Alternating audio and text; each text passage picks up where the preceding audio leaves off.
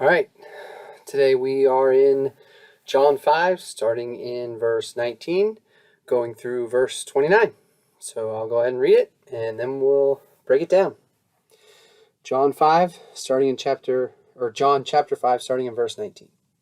So Jesus said to them, "Truly, truly, I say to you, the Son can do nothing of his own accord, but only what he sees the Father doing. For whatever the Father does, that the Son does likewise. For the Father loves the Son and shows him all that he himself is doing. And greater works than these will he show him, so that you may marvel. For as the Father raises the dead and gives them life, so also the Son gives life to whom he will. The Father judges no one, but has given all judgment to the Son, that all may honor the Son, just as they honor the Father. Whoever does not honor the Son does not honor the Father who sent him. Truly, truly, I say to you, whoever hears my word and believes him who sent me has eternal life. He does not come into judgment, but has passed from death to life. Truly, truly, I say to you, an hour is coming, and is now here, when the dead will hear the voice of the Son of God, and those who hear will live. For as the Father has life in himself, so he has granted the Son also to have life in himself. And he has given him authority to execute judgment, because he is the Son of Man. Do not marvel at this, for an hour is coming when all who are in the tombs will hear his voice and come out, those who have done good to the resurrection of life, and those who have done evil to the resurrection of judgment." So, just to kind of recalibrate, Jesus heals the man waiting by the pool. The Jewish leaders confront the man and then Jesus about healing on the Sabbath, initially about picking up his bed on the Sabbath and then healing on the Sabbath. And then Jesus responds. So we got a little bit of that response in the last video, which were verses 17 and 18, where Jesus basically makes the claim that he is God by referring to God as his Father. So he is calling himself the Son of God. And here he elaborates on exactly what that means. So let's kind of go through some of the specific points he makes and what that means for us. So when we look at verse 19, he is calling himself the Son, again, following up on what he said in verse 18. And this is not a new relationship, a new setup in terms of the book of John, because John starts by referring to Jesus is the Son of God, and he talks about Jesus being the only Son, the chosen Son. And so we are familiar with this idea. And so I don't think we really need to elaborate on that too much more. He talks about the relationship of the Father and the Son, what the Father does, the Son does also.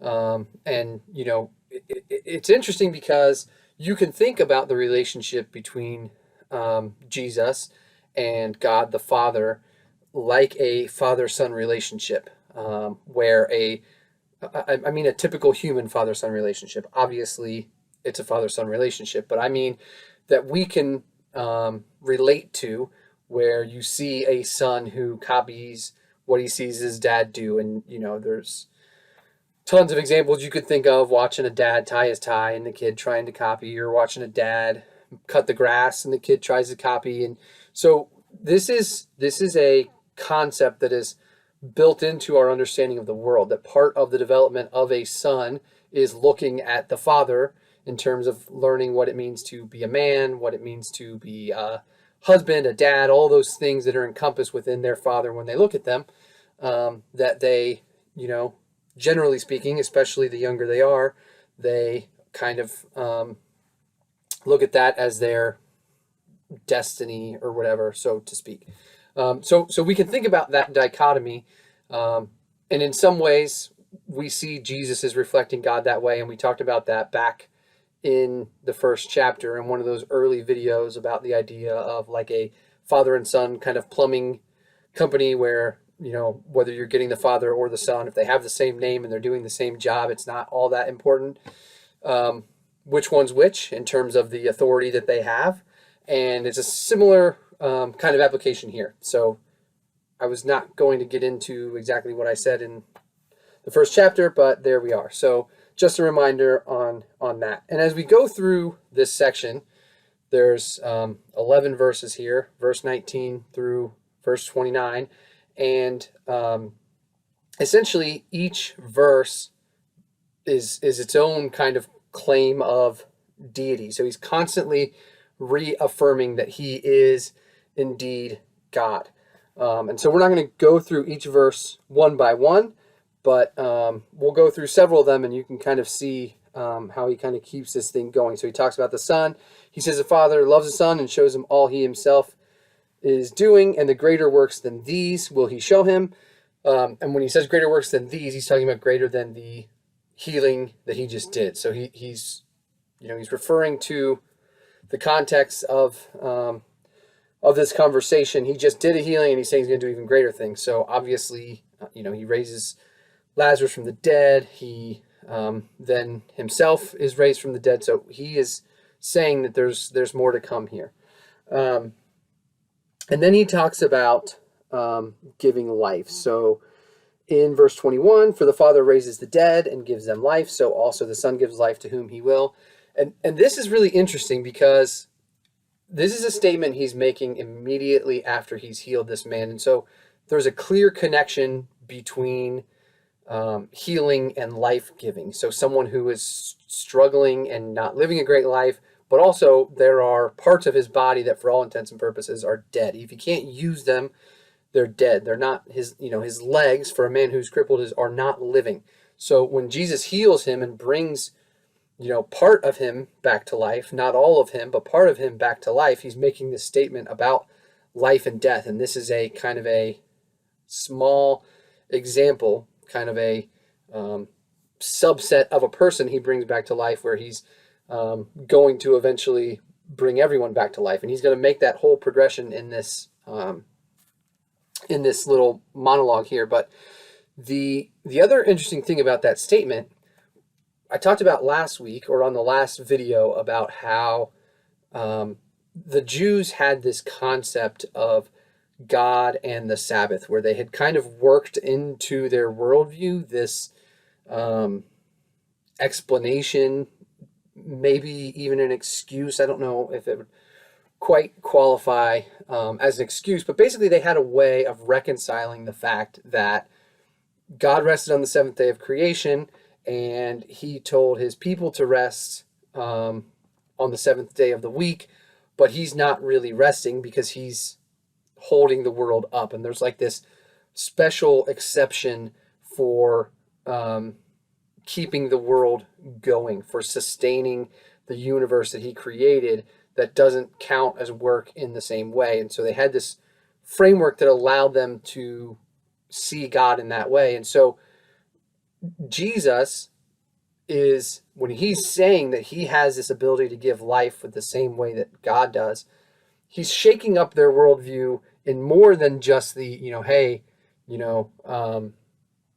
I am the Son, which is like the Father, but he's also saying that you understand the idea of life being sustained on the Sabbath, despite the fact that you think work shouldn't happen on the Sabbath, because God has an exception or a caveat. And so Jesus is saying that same caveat applies to him, not just because he is God too, but because he is also giving life, which is the function that God is fulfilling when he's not resting. He's sustaining life. He is controlling life. It's the rest at the seventh day was from the creation of life. So when Jesus is saying that he is a giver of life, he's saying that in a general sense, but it's also specific to this particular concern. It also has,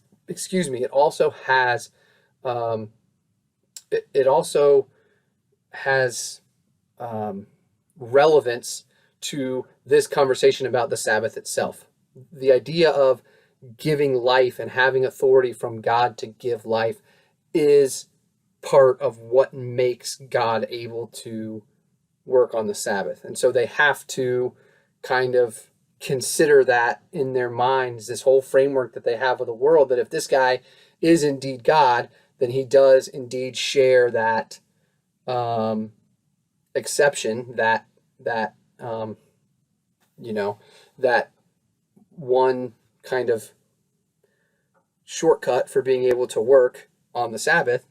And he's saying, kind of in a roundabout way, I do indeed have that same power. I do indeed have that same caveat. And not that he's not also calling them out for their misunderstanding of the Sabbath. He's certainly not reaffirming their inaccurate belief about the Sabbath, about God and his nature, and about the rule of the Sabbath itself, the commandment about the Sabbath itself, but he is using their understanding and their worldview to kind of push against their understanding and their worldview. So using something that that kind of forces them to be challenged in the way they're thinking about God, beyond just the simple black and white rules of it, which is something that is, kind of important for Jesus to do, because it's easy for a leader especially to say, well, it's black and white, this is the rule, either you follow it or you didn't. And Jesus is saying, I didn't follow the rule the way you've defined it as black and white, because there's this whole other thing, it's kind of like a glacier, or an iceberg. There's this whole other piece under the surface that you were just totally missing. And he's kind of unraveling a lot of that in this explanation of himself as being a life giver and being a person who controls life in the same way that God does.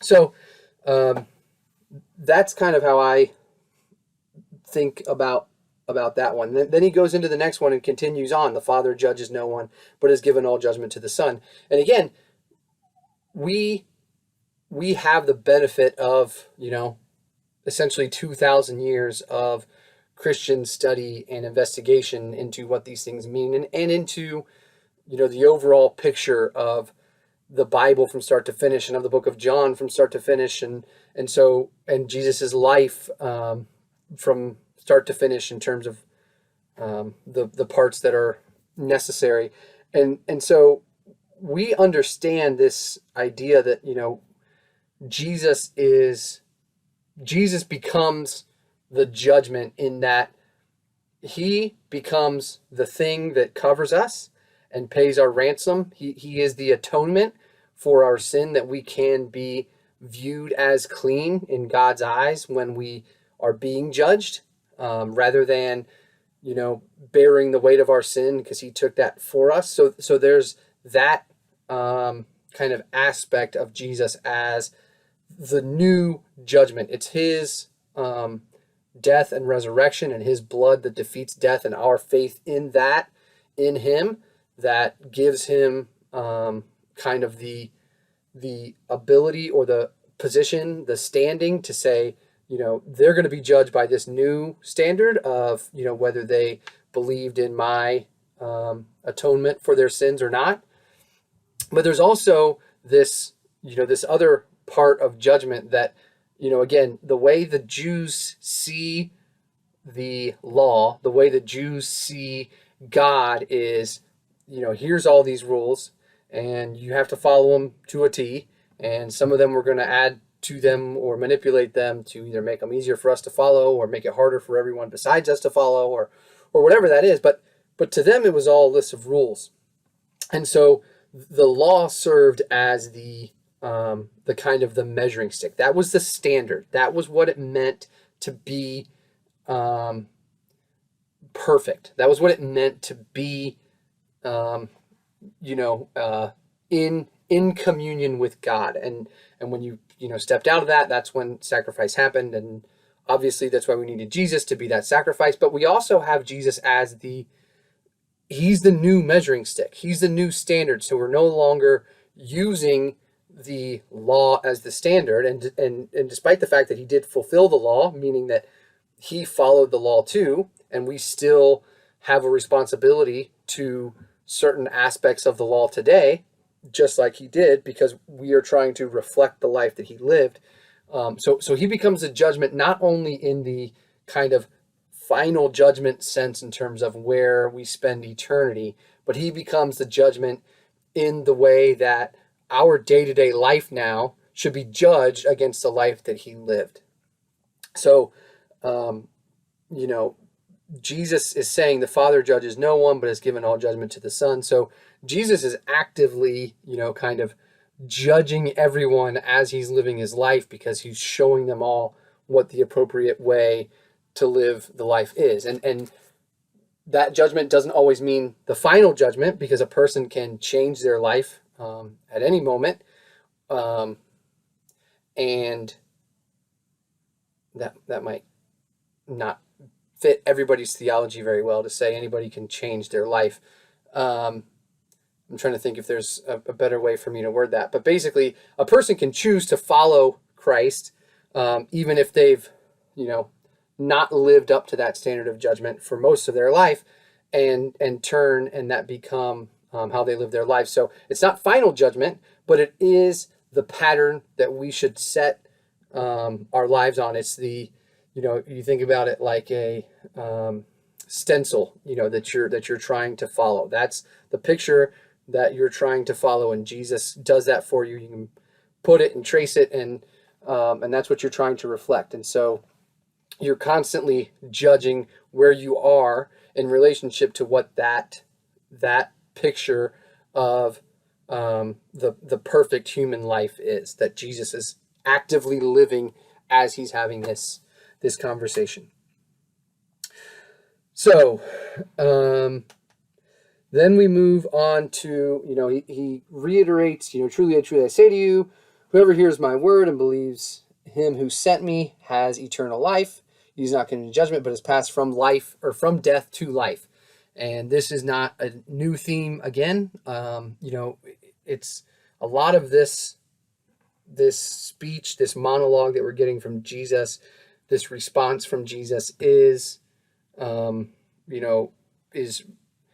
justifying the claims that John made at the beginning of the book. So when we were looking at the beginning of John, we said there was this structure where John makes all these claims that Jesus is the Son of God, that Jesus is the light, and that Jesus is the Word, and that Jesus is the life. And then, he basically sets that up front. Here's what I'm going to, prove. Essentially, these are the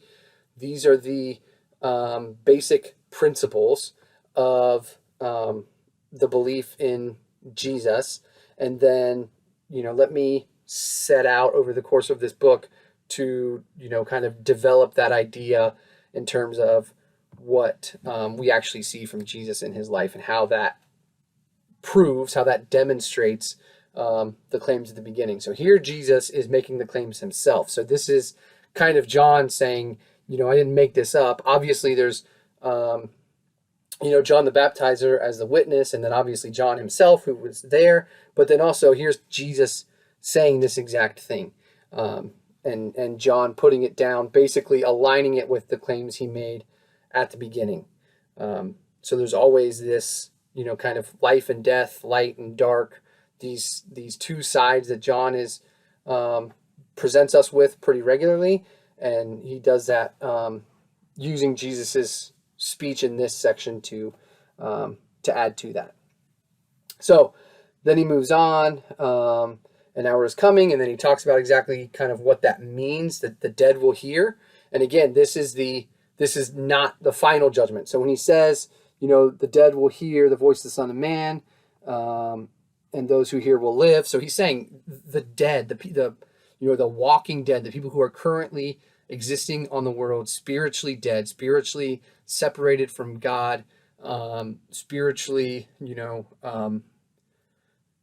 I don't want to say living in sin, because that's a terrible cliche, but they are, their life is consumed by their sin rather than their faith. And so Jesus is actively interacting, bringing them to life. And again, death and life is a common theme. We also see that in his conversation with Nicodemus. So he's telling Nicodemus, even while he's here, I think it can be a common thing for us to think about, Jesus died and was buried and resurrected, and because of that, now we can be born again. But he's telling Nicodemus to be born again even before that happened. So this idea of people finding new life is actively happening in Jesus's life as he's interacting with these people. And we see him forgive sins as he's healing people throughout his life as well. So this is Jesus just explaining kind of that spiritual death to life that's happening. And Jesus is often using things that people are familiar with to explain spiritual concepts. I mean, obviously that's what all the parables are, but he talks about bread and how he has a different kind of food that sustains him. He talks about water and how there's a different kind of water that sustains him.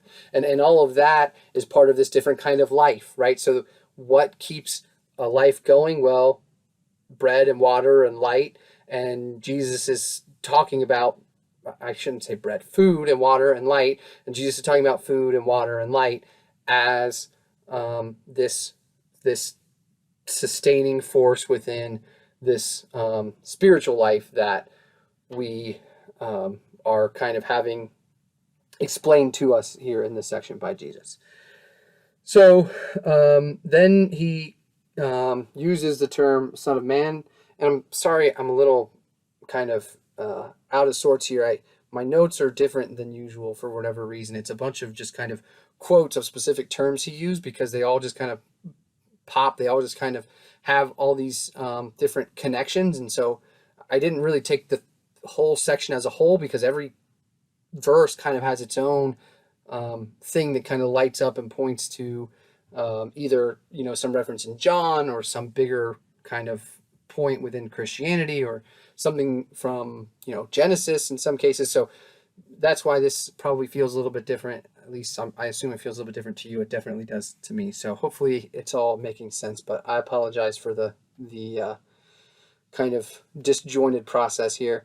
I'm in verse 27 now, though. If you're keeping up, in verse 27 he says, "And he has given him authority to execute judgment because he is the Son of Man." And again, Son of Man is a term first comes up in Daniel, the book of Daniel, chapter 7. There's a whole section about the Son of Man, and this is a prophecy that everybody is aware of and is waiting for. This is something that Jesus references when he's talking to Nathaniel. He talks about the Son of Man ascending and descending, just like Jacob when the angels are ascending and descending from the ladder in his vision at Bethany. So Jesus uses this term Son of Man and Son of God, and obviously they have different meanings, and I'm not going to spend too much time on the Son of Man. I know I said that about the Son of God and then did it anyway, but we talked about the Son of Man when we talked about the first time that was brought up, which was with the conversation with Nathaniel. So I will leave that one, and then we kind of get to the end, so I'm going to jump to verse 29. Actually, I'll do 8 and 9 because it's all one kind of run-on sentence. "Do not marvel at this, for an hour is coming when all who are in the tombs will hear his voice and come out, those who have done good to the resurrection of life, those who have done evil to the resurrection of judgment." And so this is the final judgment. Okay, so like I said before, we start with he's the Son, and there's these works he's going to do, and there will be even greater works, and then he works his way up through how he's working right now, how he's interacting with people, how he's illuminating the truth to those who are around him and those who are following him, all the way to the conclusion that has obviously not come yet in chronological time, but in his story, this is the conclusion, which is that at the end of the day, he is going to be the ultimate judge.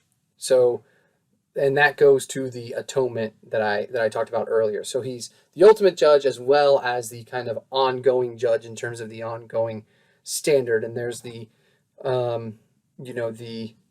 while you're living your life, the standard still exists, and you have the ability to, or the opportunity to change your life and turn toward him and accept him with faith, through faith, that, he is indeed who he says he is, and then you receive life. That's when the rebirth happens. But then there's an actual physical death that happens, and then that's where the true judgment comes. And so Jesus is making it clear that beyond the experience on this earth, when the ultimate judgment comes, which he references a little bit earlier because he talks about eternal life, but this is, there's going to be a time when everyone, so, he went from people who were dead to people who are in tombs. So this is a more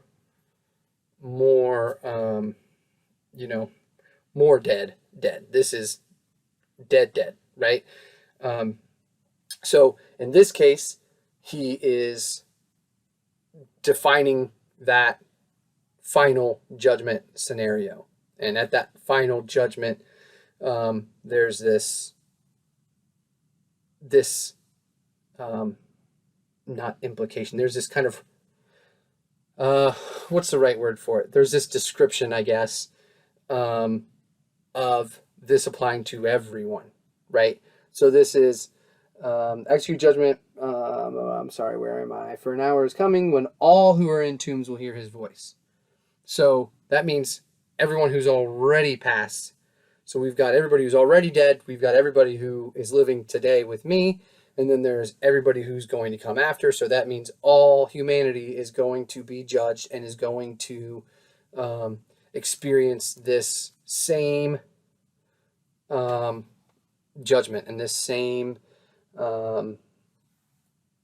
comparison against, the perfect life and Jesus's blood and faith in that healing blood as the ransom, as the stand-in for the punishment that we deserve for our own sins. So, like I said, I know it's a little all over the place. I hope it was at least easy enough to follow. It's hard to put kind of a common thread together when you're trying to just capture all of the things that are, references to things we've previously talked about, new ideas, and it doesn't flow very well, and I apologize, but hopefully you got something in there somewhere, maybe. If not, come tell me about it, and hopefully we can keep doing better. I will read these few questions and then call it a night. So, number 1, do you have a good way to explain the relationship between the Father and Jesus? And I know I talked about it, but what I mean is, do you have a good way when you are talking to somebody who wants to understand this? How do you explain this? Probably better than me, so let's hear it. Number 2, what is your reaction when you read about judgment in the Bible?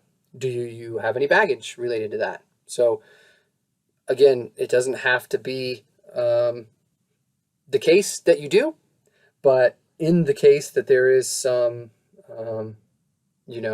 experiences or something in your life where judgment may have been heavy-handed or absent, how does that affect where you stand currently with God and when you read these things?